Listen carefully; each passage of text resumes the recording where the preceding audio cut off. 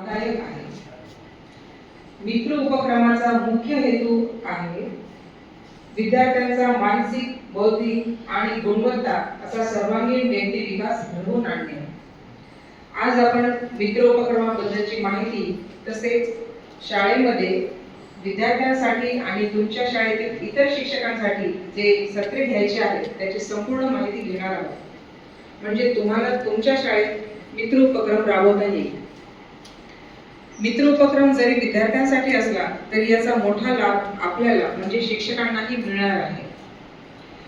आज आपल्या समोर अनेक समस्या आहेत, जसे की कामाचा तणाव, सतत आणि अचानक वाढणारे कामाचे प्रमाण, आपल्या वैयक्तिक आणि कौटुंबिक समस्या, आर्थिक नियोजन, आरोग्याच्या समस्या, सामाजिक समस्या इत्यादी इत्यादी। याचबरोबर आपली सर्वात मोठी जबाबदारी म्हणजे आपल्या देशाची भावी पिढी घडवणे।